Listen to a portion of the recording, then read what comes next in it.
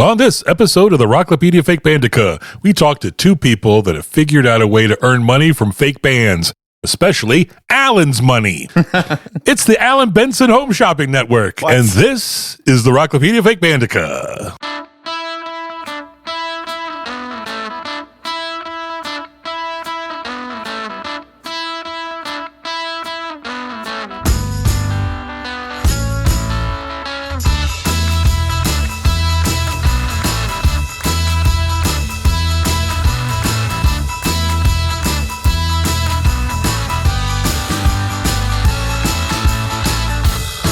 Welcome to the Rocklopedia Fake Bandica. I'm Charles. There's Alan. Hey. There's T-Mike. Hello. And for this episode, we're going to interview Mario DiGeorgio from Syrup Graphics. Yep. And Brad Albright from Albright Illustration. So you say syrup graphics? Isn't it syrup? I say syrup graphics.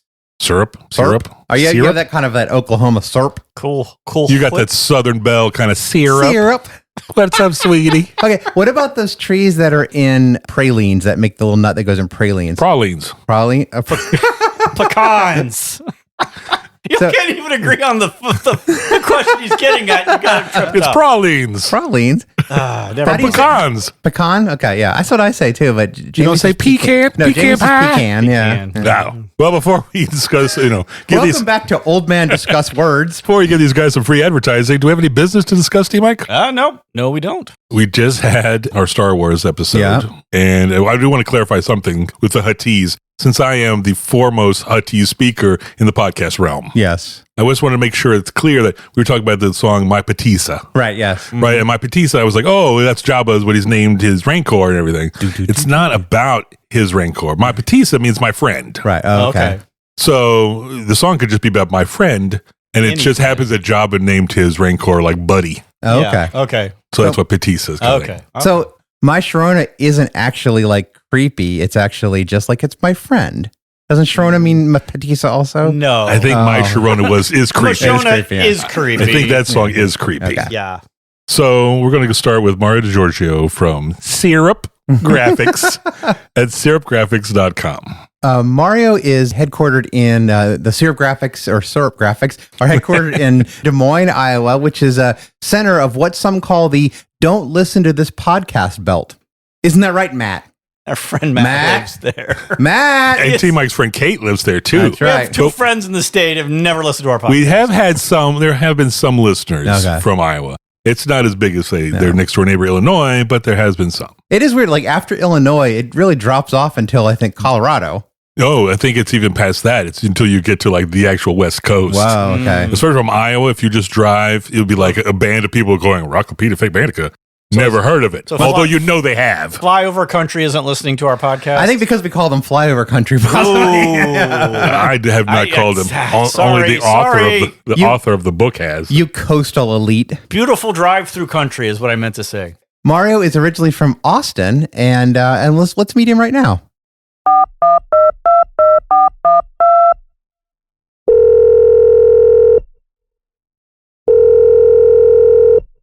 So, hi, Mario. How are you doing? I'm doing well. How you guys doing? Going all right. Very good. So, we actually have kind of a history, a very similar history, in that we also did comedy for a while, and we actually even played in Austin, possibly overlapping when you were there. Yeah, we performed on at Esther's Follies, right next door to the Velveeta Room, where you were the manager. Is that right? When I stopped touring in like 2013. Okay. And the opportunity to run the club just came up, and I put my hat in the ring, and then we talked about it. And I was much more comfortable in that position than I ever was as a comic. Oh, it's a great venue. I love it. Really is. Oh, yeah. It was very rewarding. For 4 years, it was probably the best job I ever had, because everything I ever used, graphic design, restaurant work, comedy, it all came together. Nice. Yeah. You have a history as a stand-up comedian. You've appeared on Premium Blend, and you actually played the Just for Laughs festival, which I was impressed at. Yeah, a long time ago. Yeah. And you have your own book. It's A Cynic's Guide to a Rich and Full Life, which is 2011. Was that right? The first edition it started off as a bit that became a self-published book. And then I started selling that self-published book in some stores in Austin. And then one of the managers from one store took the book to the Comic-Con convention in San Francisco Oh. or San Diego. And then last gasp of San Francisco was the publisher who saw the book and said, we have to put this out. That's really Awesome. Well, that's cool. And they did all that R. Crumb stuff in the 60s. Yeah. Chris Morris and the Replacements as an artist. Oh, yeah. I believe also on there. They're super cool, just old hippies. And they were great. Yeah. So that was just a real treat. Yeah. So it's out there. There's 2 copies out there. The second copy with the razor blade on the cover was like an expanded edition. Oh, okay. Ooh, Very okay. cool. The George Lucas edition, I guess. Yeah. Nah. A little worse, yes. Oh, yes. So we noticed that I saw that you started screen printing in 2004 as like kind of a less, because you had a very stable thing of stand-up comedian, very, very well known for like regular hours and stable income and everything. The health insurance is I was immaculate. going to say, you put stable in quotes, right? Yes. That was- So you started screen printing prints in 2004, is that right? Yeah, a friend of mine was screen printing, and I said, "Hey, can you put this thing on a shirt?" And he said, "I can teach you how." Oh. And I'm so happy he did. And then shortly after, there was a store called Parts and Labor that started in 2004, and they just welcomed local artists. And it's just like comedy. I look back on those early shirts with embarrassment. I can't believe anyone bought them. Yeah. And so, it went from like $400 a month extra to $4,000 a month, 10 years down the road. Wow. This is After literally an occurrence of give a man a fish, he eats for a day. Oh. Teach a man to fish, and he Teach him in the screenplay. Exactly. T-Mike, we are not a fishing show. We are a show about fake bands. Yeah. Alan, get to the Yeah. point here. And we have- You're wearing an Ariel and the Fonts t-shirt I right am. now. That's- Let's get to the fake Yeah. bands. We did your latest project is why we invited you here. And this is something my wife gave me this is as a birthday present this year was an Ariel and the Bad Fonts t-shirt as well as some stickers. And so your project is Mock Band Tees. And I was just going to read for the listeners here, the intro from the site, which I thought was really great. Bands that almost sound real turned out to 11. Inspired by This Is Spinal Tap and The Onion, each mock band has a story and carefully distressed designs so you can rock out with your mock out and pretend you're a true music snob. Oh, you've never heard of Blue Jean Hackman? Seriously? They had the singer from the Air Quotes and the bassist from the Black Stools? They toured with Wolf something? Wow, I thought you knew music. I thought that was great. Wolf Something, that was my first concert I went to. It was Wolf Something. They opened for REM, I think. Yeah. This is great. This is a great project. And I have to say, mock band actually might be a little catchier than fake band team. Yeah, I think on hindsight, fake band sounds like a slur. Sounds like an insult. Yeah. A lot of people take offense who are fans of a particular fictional band. They call the monkeys a fake band. They get their their hackles go up. So I think you had a much better term. It really was just about the rhyme. Yeah. Because they are the whole thing started with just a list of fake band names that I thought were funny. Uh-huh. I had a joke in my act that said I used to tour with a band called I want to have a band name. It's been a while since I told this joke. That's all right. I think a great name for a band would be Lost Kitten. Lost Kitten or Wet Paint, because even if your band sucks, no one will ever take down your flyers. That's good. Yeah. And then it just kind of kicked off. I'm like, let me think of more fake band names. And then I was like, how about some fake tour names? Oh, and then that's I fun. wrote the bios. And that's, I tend to have this stupid habit of going all in on these little projects, thinking all the details will matter to people, but I don't think. I don't know. I You have write found the sometimes, 3 people that it but- matters to right here. Yeah, exactly. And I really appreciate it. Yeah.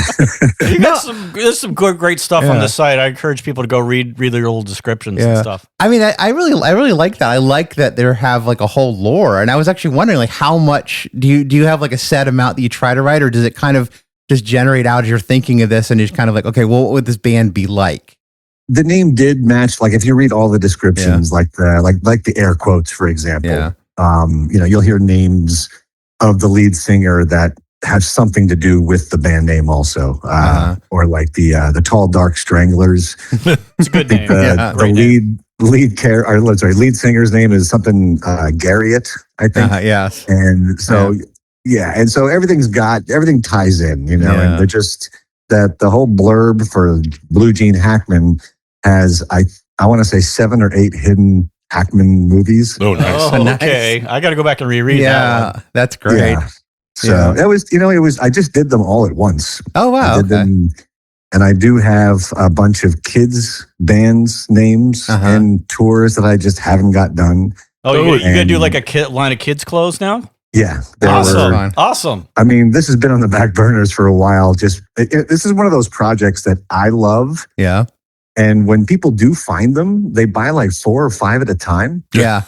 But those people are hard to find. And okay. when I was doing work for a podcast for that Never Not Funny, the Jimmy Pardo podcast, I had access to his fan base, and they seemed to dig them. Yeah. And then I had that the Arial and the bad fonts, the what do you call it? The people in the movies, that movie 10 Minutes to Midnight, some horror movie. Oh yeah. I was wondering why that. When I was looking at that entry, I saw that that poster was there. What's the connection? Yeah, they just put the lead character in that shirt. And, and he's that's why even on the poster from the very side view, you can see he's wearing it. Okay, that's awesome. Yeah. They're just someone, and then someone actually took a shirt of mine a long time ago and put it in Friday Night Lights, the series, but I never saw it. Oh, that's fun. It was that Plemons guy, Jesse Plemons, was supposed to wear it. Oh, okay. So, but yeah, mock band tees are something that I love, but it's very esoteric. Yeah. So, very happy that you guys found it. So you said you wrote all these all at once. I always kind of had this image of my head of your like apartment is covered with like post-it notes or like one-liner kind of things. We have a history of writing sketch ideas that are just like one lines inside of a Word document, and then 6-9 months later you open up and you're like, what the hell? What does this mean? You know, like. So it's similar because I wanted to do this thing where I did one a day. It was just to get myself motivated. Yeah. And so, I put all the band names on a piece of paper, and then every day I would make like a sloppy version of one and then put it on the wall. And so by the end of 30 days, I had 30 rough drafts. And then I spent the next, week and a half or 2 weeks putting them all together. So yeah, I like that idea. Putting all that. So yeah, there was like a collage of rough ideas. There's a photo of it somewhere. Yeah. Yeah, so TMAC had collected, so you have like the 30 standalone bands, and then you have the 2 festival tour shirts with like 19 other bands. You have like 50 bands, that's impressive, dude. Yeah. That's a lot. Yeah, the various artists, and then the Musk Fest. Yeah. Good jokes. Inspired by Austin. Did any of them come up? I was curious, like whether you came up with like a logo, I was thinking like the Black Flag logo or something like that, where it's like, okay, I've come up with a logo, and then I'm going to come up with or was it all just name first, and then you kind of went from there? How do you mean logo for muck bands? Yeah, for one of the bands, you come up with like, okay, what would be like a pictorial image? I'm just curious whether you think kind of like more verbally, or whether you kind of are more designer thing of like, I'm going to come up with this image and then write something around it. I don't know. I'm really visual, but I also love words. Yeah. So, but visuals speak more to me. So I'm not sure how to answer that question. Yeah. The words came up first. Okay. Yeah. And of course, as I learned doing stand-up, words don't mean much after a while. You really, I'm surprised I got as far as I did with my words because I just had a performance anxiety that, I got after a while. I just got to me that people were staring at me. Yeah. Yeah. It's kind of your job to be stared at, unfortunately. Yeah. I know. We sometimes had the opposite problem of not enough people were staring at us. Yeah, well, there's eyes in the room now. Yeah. There's only 2 sets of eyes watching us right now. That's not good. So. Now, a lot of your bands have the tour on the back, and they all seem to be the same places that they tour. Can you explain the tour that you've picked? Yeah, that was my kind of nod to the Onion. It's been a while since I picked up the paper, but they used to have like the opinion section, and they had like 6 photos of the same 6 people all the time. Right, yeah. And I just thought it was like kind of deliciously lazy. Yeah. And so that kind of explains the back. Why it's all the same places. Okay. Yeah, and I also Googled like the worst cities in America. I was wondering why you didn't get over to us. And I was like, oh, these bands never come over in our area. It's good to hear. It's good to hear. Two of those had clubs that I hated playing. So That's even better. they were all personal choices. Nice. I love it. Oh, that's even fun. better. Yeah. Yeah. And the last one I did was there's 30 of them on that back of that card that you may have gotten. Yeah. But I added one, the Silent G's. Oh, yeah. That was the latest one where the Jesus is like, his face appears in those sound booth tiles, with all those little circles. Oh, yeah. But yeah, that one I'm proud of that one. I think That's I sold one. I sold one to someone in England. Nice. So I think they would dig it, by the way. I think England would dig it if I could get the word out. Yeah. Well, we'll do what we can. I don't know how our view. Vietnam is weirdly enough. I think a lot of the Vietnam AI bots have found us. Yeah, thank goodness. Downloading our podcast. We don't know why. Yeah, they found my shirts too in Singapore. So, what genres do you usually are you thinking of the main like indie rock bands, or you just see them as like heavy metal? Any of them, or yeah, that might have been another impetus for the whole idea. Was just the ridiculous names that alternative bands had. It's a pretty rich vein to mine. It is, especially like in the 90s. I don't know why, but that was an especially odd time for bands. Yeah. In 91, I was a DJ in college for about 3 or 4 semesters. Okay. And that was the heart of grunge. Yeah. And, yeah. Alan and I were college radio about DJs the same time, actually. Yeah. Oh, yeah, really? Yeah. Yeah, Nice. I was thinking like some of the bands give me the feel. What was that? I Am the World Trade Center and Someone Still Loves You, Boris Yeltsin, and some of those like kind of twee pop bands. Like some of them had that feel. Yeah. Am I the one who remembers Grumpf? It was like they literally hit their fist on a typewriter to make the band name. And it had was a like semicolon in the name. Semicolon, GR, and some letters. And you two are talking moon language. Yeah, sorry, Charles. You're embarrassing me in front of our guest. Yeah, but you had mentioned that one of the things that I thought was kind of cool is when I was looking at it was because when Jamie gave me the shirt, it looks like an actual old tour shirt. And you mentioned like kind of the 90s. Is this kind of, are you thinking of it in terms of the 80s, 90s? Is this your jam? This era? Yeah. Yeah. I mean, my favorite era for music is usually like 77 to 84. I love all that. And I love the aesthetic of single color music shirts. Mm-hmm. I just like single color shirts in general. And I just think they look better. They're less tacky because they have less colors. And it's nothing to do with how they're cheaper to make and get more money when you sell, right? Zero. Well, it is. Yeah, I like to print shirts. I only print the single color shirts myself. Uh-huh. And so those are hand done with love by you. Yes, wow. They are hand screened by me, and all the other ones with color in them, I farm out digitally. Yeah. Okay. So I try to make as many as possible single color, but when digital printing came along, I just kind of took advantage of that voodoo, and I redesigned all 30. Oh, wow. Yeah. There's a lot about them that bothered me, a lot of graphic stuff that bothered me because I gave myself 30 days to do it. Well, yeah. So, are you planning on like another 30 or like doing this again, do you think? Or like another batch? You said the kids' shirts is one, so. Yeah, I think the kid shirts would be great. The names are super clever. I wish I could find them. I would read a couple to you. But I just, I honestly get discouraged if something I make, especially something I make that I really like, doesn't get the attention I think it deserves. And I'm really bad at promoting myself. That was another thing that I hated about comedy was I hated promoting me. And you have to. Are you us? Like, this is like it's terrible, isn't it? It's a lot of work. It's a lot of work.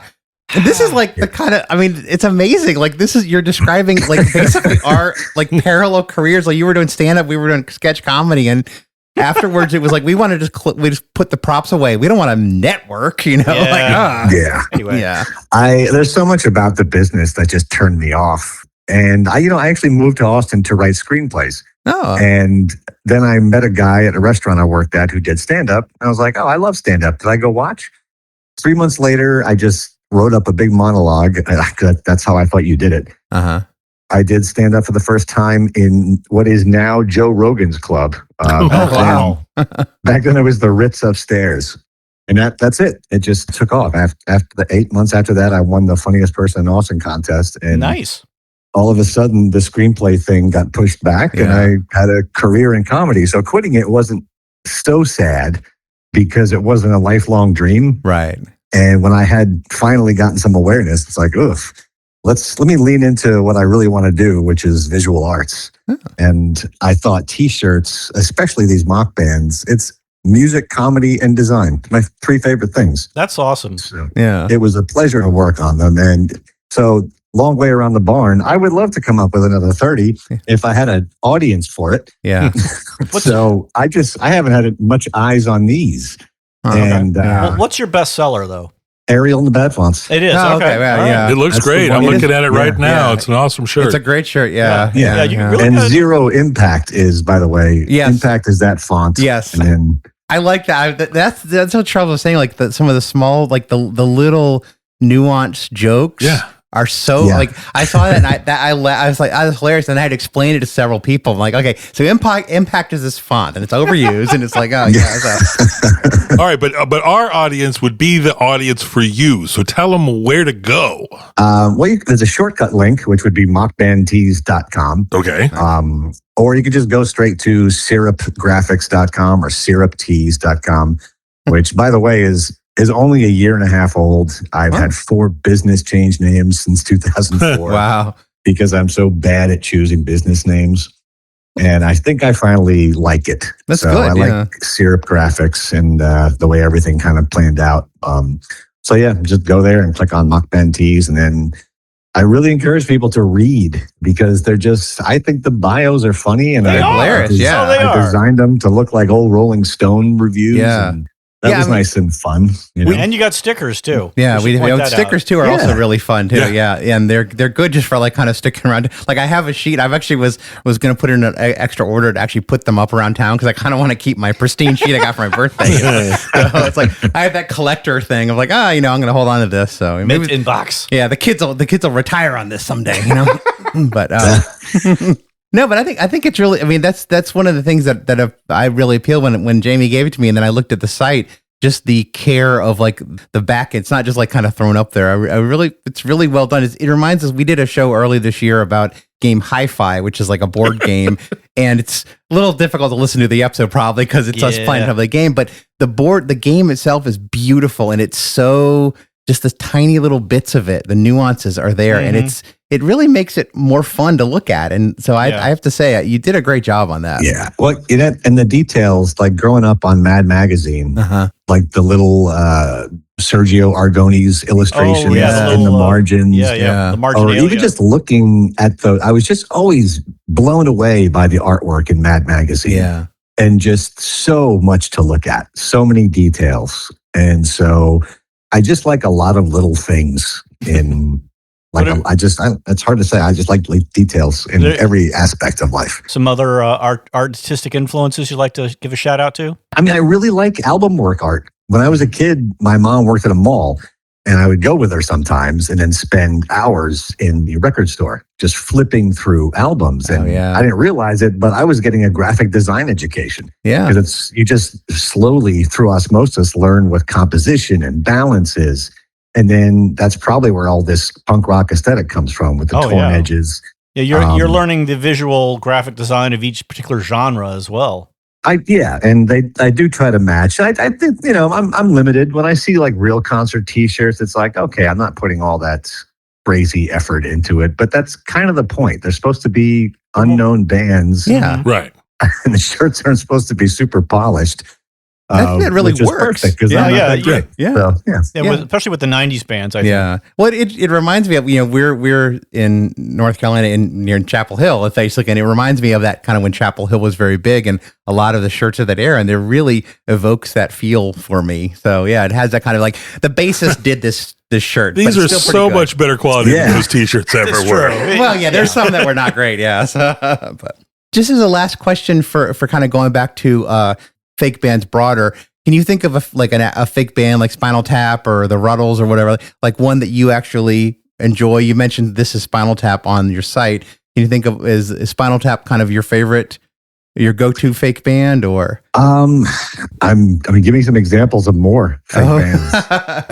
Well, there's K-pop Demon Hunters, of course, had Huntrix and Saja Boys. That's right. Oh, that's very big. That's right what now. the world is all about. That now. Now these are all from movies and whatnot. Oh, Yeah, yeah, yeah. Movies, TV, Movies, Partridge TVs, Family, and T-shirts. the monkey- T-shirts, yeah. the monkeys. I will say it's always been a pet peeve of mine when they hire actors to play musicians in sitcoms or movies or whatever. It's Right. like, just get musicians. That's a good point. Yeah. Our big pet peeve is unnamed bands. Unnamed bands. It'd just be a band. They're playing. They don't give them a name. So what do we call them? Yeah. Unnamed band in Joni Loves Chachi. Yeah. And that growing up in the 80s too, you saw the actual bands in these movies. Like the Rave Ups were Right. actually in, what was that? 16, no, it's not 16. The other one with Ducky. Pretty in Pink. Pretty in Pink. Yeah, that's right. Yeah. And then Oingo Boingo popped Yeah. up in Back to School. So a lot of those real bands showed up. Josie Yeah. and was it? And Valley Girl, those are real bands. Yeah. So I'm having a hard time coming up with any bands but Spinal Tap, which I That's did all not right. get, That's okay, by yeah, the that's way. That's our job. That's our job. That's yes, our job. We got that. Well, I think we're almost out of time, but we wanted to just thank you for spending some time with us. Yeah, I really I appreciate your appreciation of yeah. my favorite project. And so it's mockbandtees.com or it's syrupgraphics.com. And I shout out to the Syrup Graphics. There's also some other non-band related stuff that are really funny. Some of the designs I was laughing at. So there's some Right. really good designs on there. Yeah, the fake bands thing is just one part Yes, of yeah. his work. T Mike likes the term Nepo babies, and it shows up in almost every episode. So I was really I was very tickled. I was very tempted I could have to, a shirt. to surprise him with a shirt from that tonight. So it's like, yes. Oh, yeah. And that's another example of just a line I just made called Hard Candy. Uh-huh. And I just, because my dad was a candy distributor when I was a really? kid. And I grew up on wacky packages. Oh, yeah. And I even worked at Topps Trading Cards for like 2.5 years. Oh, wow. That's really cool. And so that was, it's like, let me make some parodies. Nothing totally original. You've seen these things before, but I just made them with today's sort of internet woes and Yes. whatnot. Yeah, that's fun. But, I appreciate it, guys. Well, thanks a lot for talking to us. Yeah, thanks for your time, Mario. Thank you. Thank you, guys. Pleasure to meet y'all.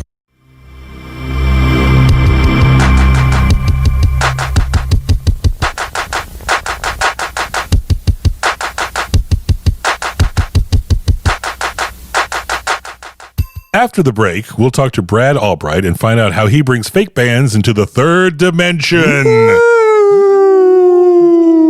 This is the Rocklopedia Fake Bandica.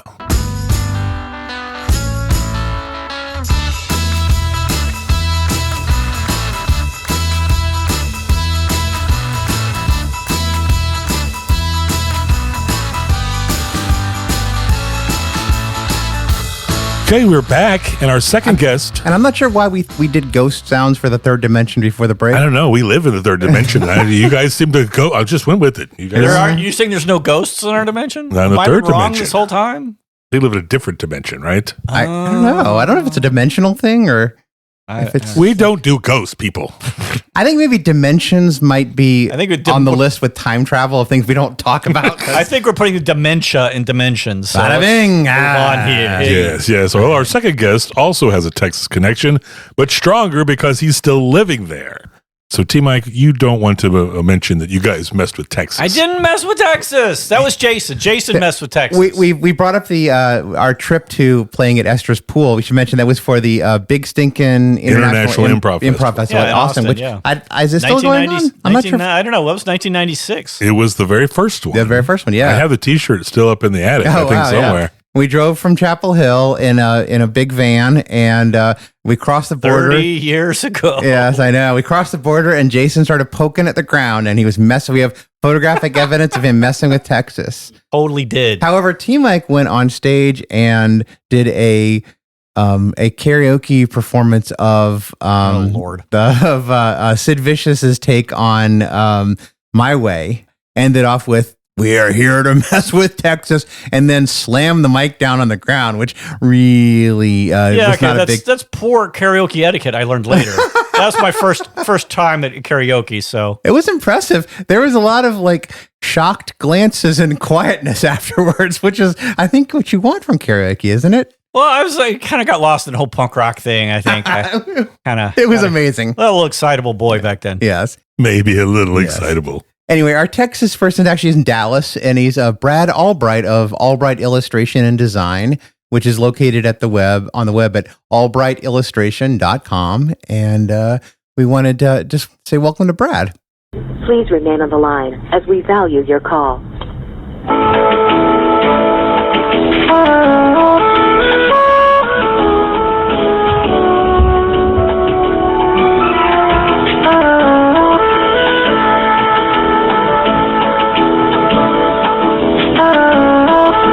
Okay, we are talking to Brad Albright of Albright Illustration and Design, located on the web at albrightillustration.com. Brad, welcome to our show.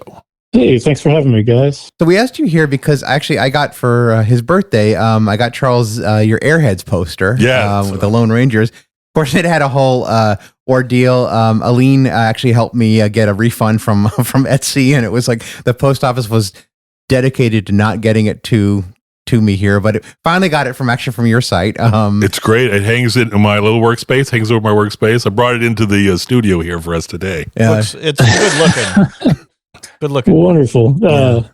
I'm sorry for the trouble. Oh no, it was well worth the wait. It definitely was. It was. Yeah. I think he opened it on an earlier episode, and it was just kind of like a whoa. And we just kind of sat there for 20 minutes just staring at it. Yeah. So forgetting we had a show to do. And kudos for pronouncing Aline's name properly. Oh, okay. I figured we could tell folks a little bit about yourself and kind of your career, and then we can kind of talk about the posters, your poster work. But one of the things that I noticed in an interview, it said that you had actually you kind of started with more kind of traditional like narrative art, and then you moved into posters. And what kind of drove that? I mean, it's kind of interesting. I would think to be more likely to go the other way, where you have more story to tell, but you've kind of gone and compressed it, which is interesting. Yeah. Going to college, I thought initially that I wanted to be an animator. So I was studying film and animation. I was a traditional fine arts student, which was really geared more towards just painting and photography. But I was more interested in pop culture and storytelling. And so I did a lot of like independent study and taking classes outside of the art department. Right. And being kind of like a solo-minded artist, animation ultimately is extremely demanding and time-consuming. And sort of through the last several years of my undergrad, I started leaning more towards comic strips and graphic novel type stuff because I could tell more of a story with single still sequential images. Right. I guess would be the most accurate way to say it. So that's kind of what I was doing in college. And then once I was out in the real world, as it were, working as a graphic designer, I started focusing my personal time, my personal work towards these really well developed single images rather than a sequential story that maybe was made up of less polished work. Right. And that's kind of where I ended up in posters is, you could distill every last bit of detail and, inside jokes and references all into, one all-encompassing image. And that became more and more exciting for me. Yeah, that's really cool because I'm looking at the poster and it's got their demo, it's got the three members of the band. The Lone Rangers, of course, is the fake band from the movie. But it's got like the radio guy in the background. It's got the crash test dummy. It has like all these little bits from the movie. Well, and you have the focal point is the demo tape, which is the focal point of the movie. Right. Does it help when you make these 3D posters to have like a focal point like that to work off of? Oh, sure. And part of the 3D thing is being strategic about what is in the foreground and middle ground and background, because the things that are in the deep background or in the very immediate foreground, those are going to be out of focus. Right. So I tend to try to put really important text or, the prominent character faces sort of in the middle ground so that they're not as distorted by the red and blue thing. Right. Yeah, it's interesting. I mean, I'm looking at it here without glasses on. I was telling the guys, like, you can actually see the different layers. It's kind of cool. It's like the way, like, his hand actually looks like it's in front of Brendan Fraser's character, and then, you know, and then he's like physically in front of. He's not just like drawn over. It's actually like he almost lives of. It's really it's a very cool effect. Fantastic. You know? Yeah. How do you even do that? like, how do you draw these things? I mean, it kind of fascinates me. Like, I never thought about, like, how do you actually draw this, you know? The magic of it is it's really the kind of shifting to the left and the right. Like, if you hold out your thumb and close one eye and then like blink that eye back and forth, you know, your thumb kind of bounces around. It's that little bit of difference left and right that makes your brain perceive, you know, a sense of depth. And so it's a color separation process, not unlike separating colors for like a screen print or for printing T-shirts or whatever, but doing it strategically and shifting the red channel to the left and the right in different amounts, different directions, depending on, you know, how far you want it to pop and how, you know, if it's going back or forward, that sort of thing. And for me, like I grew up going to like Disneyland, and they had at the time Michael Jackson thing, Captain EO. Oh yeah, the Captain EO 3D. Yeah, and that I was obsessed with that when I was young. And then I think they later changed it to Honey, I Shrunk the Audience. You know, they would even have 3D movies on TV, and you could get the glasses gas station or something. Oh, I remember those. Yeah. And of course, they had 3D comic books, you know, at different points in time. And so as I was exploring what I could be doing with my personal work on the side of like my full-time day job, that seemed really exciting to me because I always loved artwork that has some sense of three-dimensionality. It's kind of perfect because it's all in the color work. It's not even a particular print process that makes it happen. It's just so lo-fi and simple. You say simple, and I'm looking at this going, it's the amount of detail and the depth and the, you know, the amount of offset of red and the blue. I'm just like, yeah, you simple. Okay. Yeah. Well, I mean, you know, relative to like going to see Avatar and sure. Fair. Yeah. Yeah. There's a lot of like distortion inherent in the process. And that's part of the charm of it, is that it's very imperfect, you know? Yeah. Do you see, I mean, are there a lot of folks out there that I mean, I know that I've seen several things at different cons you've been to and different gallery shows. Are there other people who are kind of working in, this is like anaglyph, I think is the term for it, 3D? Are there other people who are doing this out there? Because you're the only one I've seen that does more than like one-off kind of thing. Not specifically that I'm aware of. I'm sure that there are people that are concentrating in it.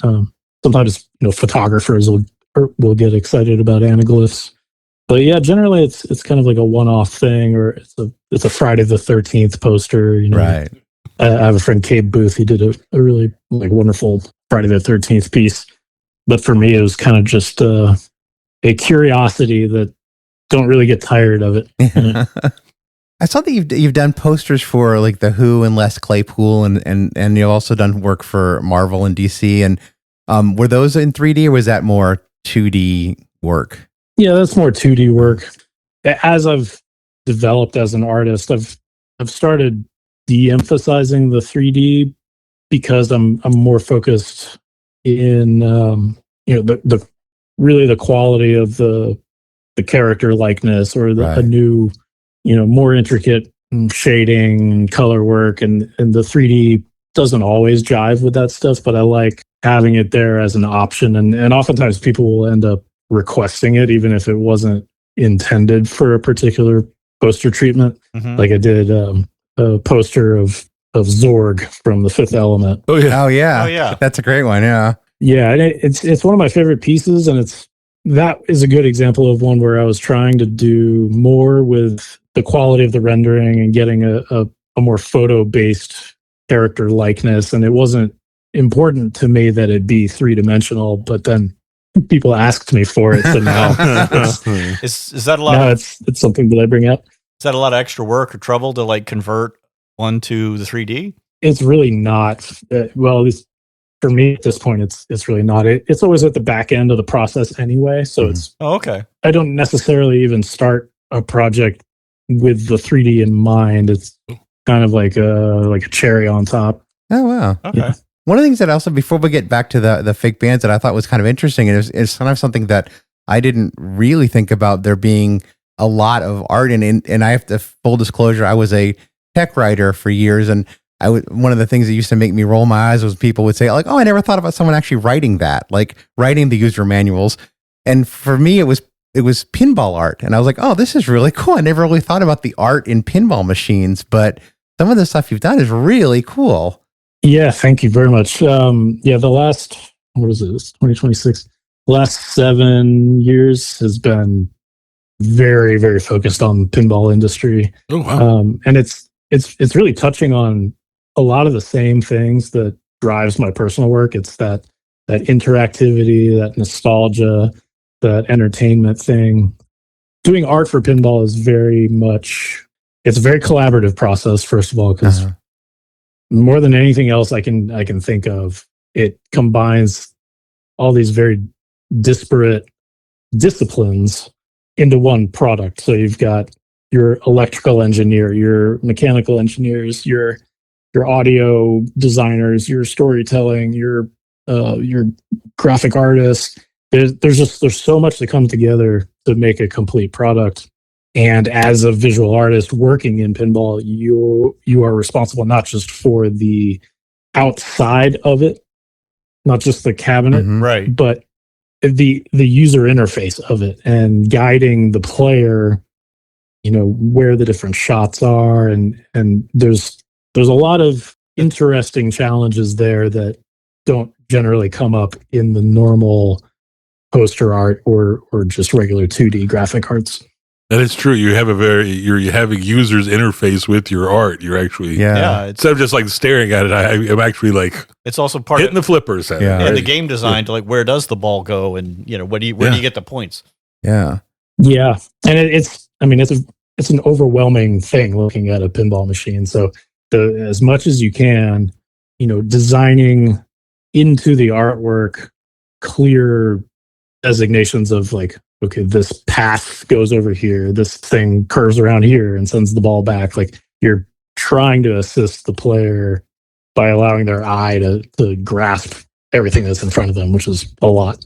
That's like the design of everyday things. It's kind of the surprising amount of work that goes into things that seem so simple. And I never really thought about the arcs of the pinball and everything like that. Yeah, that's incredible. When I play pinball, it's always so frantic that I have no, I'm not really paying attention to that artwork. Now I'm going to have to go and pay attention to it now. Well, it's one of those things that, like, if it's done well, you don't need to pay attention to it because you're automatically following, like, okay, I shoot here for this point, and this is. I'm not looking ahead. I'm just following the ball. Yeah.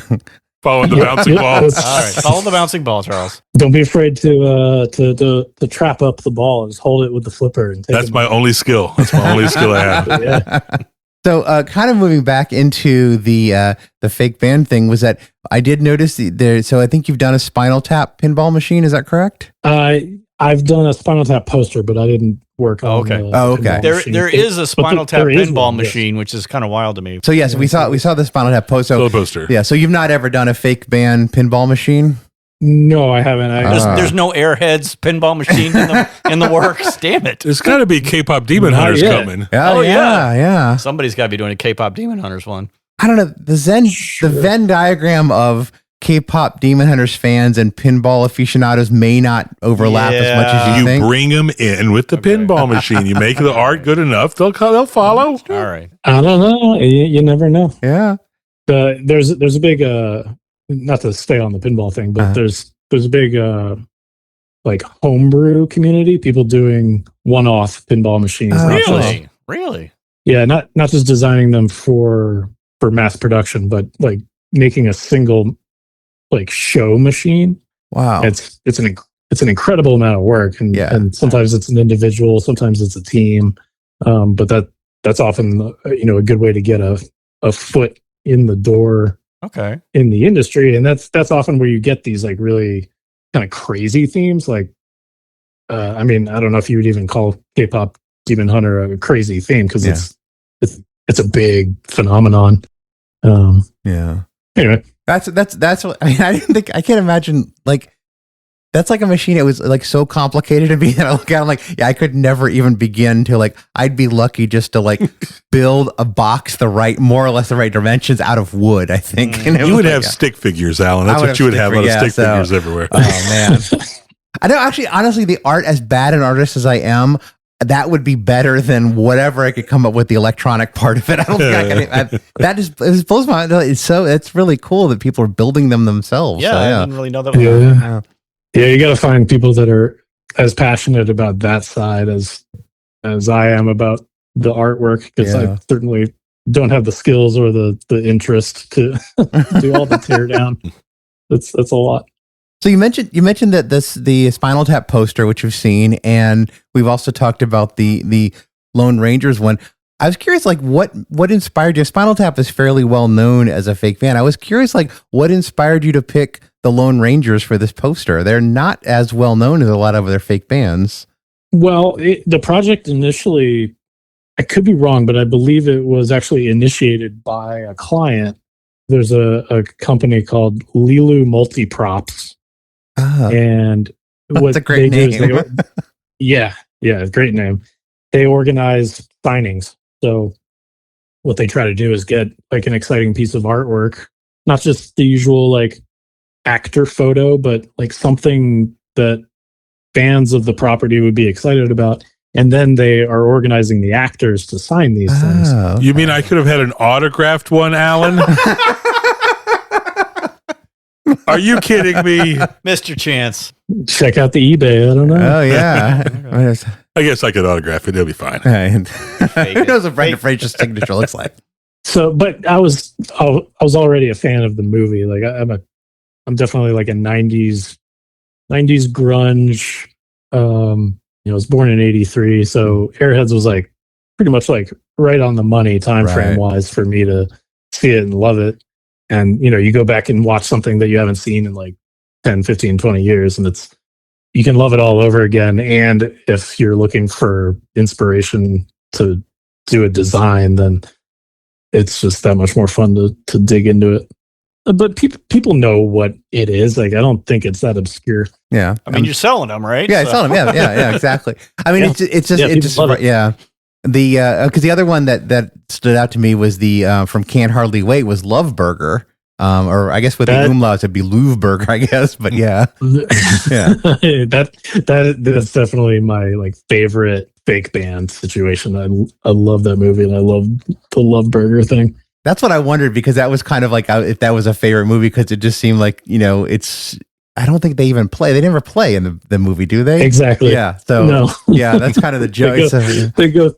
They go through the whole like breakup. They get back together. They decide they're just gonna like play the hits and maybe a few new songs. Right. You experience all of that and never hear a single note. I noticed you also had a Christmas ornament of Billy Mack from Love Actually, which is also very cool. Oh yeah. And I was wondering if you had any other favorite fictional bands or musicians you wanted to give a shout out to here. Well, I had Love Burger on the tip of my tongue. Yeah. But we covered that. Yeah, Billy Mack is a great one. It's perfect for the holidays too. Yeah, it is. Yeah. Well, one of the things I noticed, I was looking, I saw an interview you did at Cloudberries for some of the puzzles that you did for them, and it mentioned that death metal was and caffeine were some of the ways you produced. Yes, I wasn't sure if like a Death Clock poster would be in the future from Metalocalypse. I wasn't sure if you listened to that, if you ever saw that or not. Definitely. I try to avoid things that are already drawn. Oh, interesting. And I do often break that rule, so don't hold me to it. But, yeah. but it's not, something like the Lone Rangers or the Love Burger or the Billy Mack. Like, I like taking the live action and then kind of like making it sort of graphic novel comic looking. Right. Whereas I feel like if I were to do a Death Clock, I'd have to really like think about it hard and figure out how I could do it in a way that feels honest and I'm not just like aping their style, Yeah. No, I do think you're good at it. I mean, I was looking at some of the pictures and my wife was like, hey, that's the guy from Scrubs when she pointed at the Love Burger thing. I'm like, yeah, it is. It's like So I think it's you're good at capturing faces in a yeah, recognizable way. And it was like, yeah, it's like this was I think it's impressive. Thank you. Thanks. It is a challenge, and these kinds of projects are good exercises for me to get better at the likenesses. So yeah, thank you. So do you have any other fake band posters coming out, or you wanted to preview for the listeners? So Tell you, Josie and the Pussycats. Everybody kept talking about that. That's true. When we started this podcast. Are you doing Josie and the Pussycats? But you have to be the live action Josie and the Pussycats. Well, that's the one I think everybody was talking about. Yeah. So That's your market right there. Yeah, that's a good. Yeah, that is a good thought. We're No, I full don't of have advice. anything planned, okay. but I'm open to suggestions. And if you wanted to check out this, and you have also this is just a little sample of your work. You have some really cool posters and other things available. As we mentioned before, it's albrightillustration.com. You can purchase right from the site, and I indeed recommend you do because you guys apparently ship better than. Not to say anything bad about Etsy. It was the post office screw up, but there was I got the poster. Get it straight. yeah. Get it straight from the horse's mouth. Yeah. And I got the Exactly, poster on my wall. Yeah. So Yeah. You can go to Albright Illustration and kind of click through the images there. You can also go to shop.Albright Illustration, and that'll take you straight to all the posters and things. And then if you happen to be able to get your hands on some red and blue glasses, you can look at it right on your computer screen. Oh, really? Okay. Because I don't know if I got a whole mess of them because it came with the poster. yeah. I can look at it online and see it. That feels like cheating. Oh, yeah. It feels like you should have to buy it first. I know what I'm doing tonight. I mean, we love you to buy the stuff, but in fact, they look awesome. Sometimes even better on screen because you're getting that backlit energy cutting through the lens. Well, Brad, thanks so much for taking the time to talk to us. This has been really interesting, and so even though we didn't, I think honestly I've learned a lot about pinball, which I had no idea, and 3D art. So I appreciate you taking the time. Yeah, absolutely. And sorry to ramble on about pinball so much, but This is great. No, It's really interesting. Yeah, I mean, it's kind of nice as Charles mentioned in our notes here is that we've been working on this podcast for 114 episodes, Right. and not made a dime, and you're actually able to You found a way to make fake bands into money, so congratulations. Thank you guys. Yeah. Appreciate you. Thanks. Well, thanks a lot for talking to us.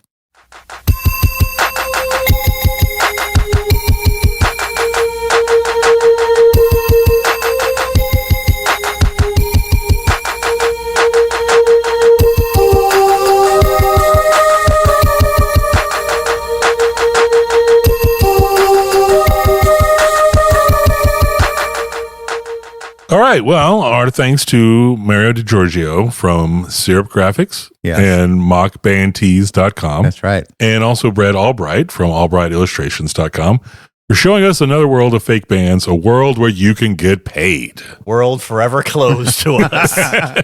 We'll never see those days. Not forever. You got paid for the book, though. Yeah, well, I got an advance, but I never made enough back to start getting royalties on anything. We just need to start getting paid by all these AI bots. Exactly. Can we get them to buy? Can we get the AI bots to buy physical copies? I'm telling you, the Albanian AI bots now are on the move. They're the Really? next ones. Okay, They're so our they're next target outpacing the audience. Vietnamese Yes. ones now. Oh, great. Okay, so check out our next episode where I make the case for a new fake music goat. Ooh. What? Or at least a co-goat with Fred Armisen. Fred Armisen is the GOAT. We already agreed on this. There may be another one. There's a contender. I don't know. But- The term co-goat is just. You think that's unwieldy? I don't know. No, it's Cogoat? it's a beautiful term, co-goat. Oh, GOAT. It's because it has that K sound. That's what makes it funny. Yeah. Yeah. So what you're saying, but what I was told is that there can be only one Charles, but you're You're telling talking me to there. me Highlanders. That's Highlanders. Oh, okay. All right. Sorry. Although, no, we'll see. I want to make the case, but there might be somebody else up on the mountaintop with Fred Armisen. Wow. But until then, I'm Charles. There's Alan. See you later. There's T. Mike. Go to those guys' sites and look. And buy this, stuff. Buy stuff. and this has been the Rocklopedia Fake Bandica. Thanks for listening. You've been listening to the Rocklopedia Fake Bandica, a production of the Van Gogh Sketch Comedy Group. The hosts are Alan Benson, T. Mike Childs, and Charles Rempel. Our editors are Alan Benson and Charles Rempel. Please be sure to subscribe to the Rocklopedia on your service of choice so you never miss an episode. We'd love to hear from you, so leave a review or email us at fakebands@vgg.com. And don't forget to visit fakebands.com and the mothership, vgg.com. Thanks for listening.